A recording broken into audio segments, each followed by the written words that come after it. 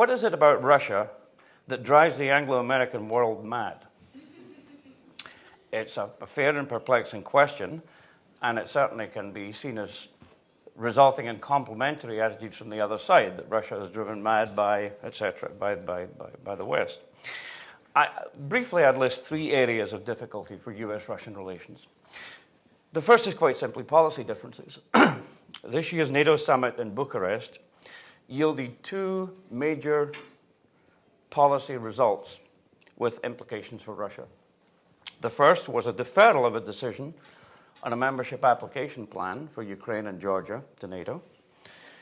And secondly, the approval of the proposed US missile defense installations in Poland and the Czech Republic.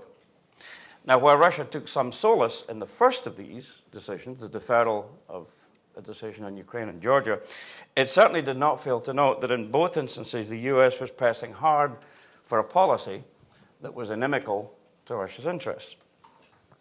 And this, to me, is symptomatic of a bilateral relationship at the moment characterized by what can be called mutual recrimination.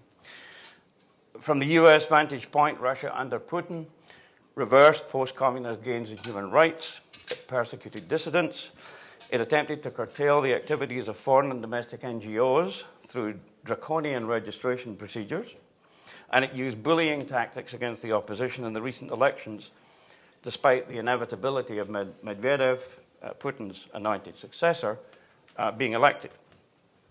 From the Russian point of view, there is, among other things, the inexorable march of NATO to its borders, the missile defense issue, and what Russia sees as the illegal declaration of independence for Kosovo.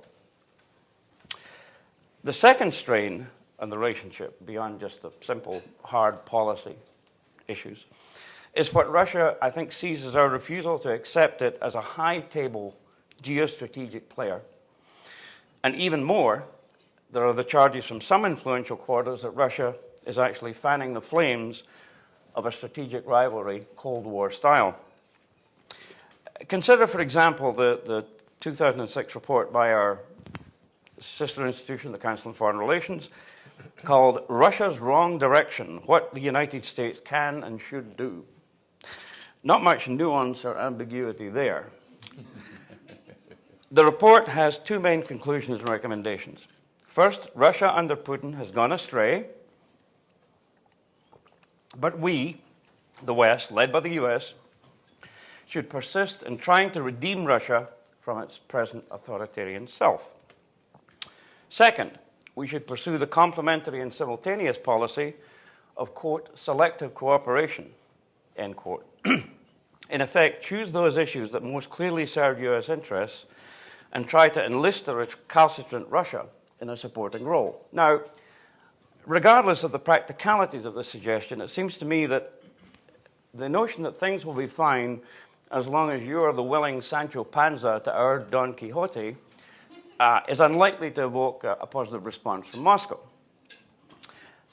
An even more extreme version of this sort of unreconstructed Soviet-style Russia is taken by Edward Lucas in his book, The New Cold War, How the Kremlin Menaces Both Russia and the West. In essence, Lucas argues that Russia is waging a new version of the Cold War, not through military might, which it no longer wields, but through the newly acquired weapon of natural resource-based economic muscle.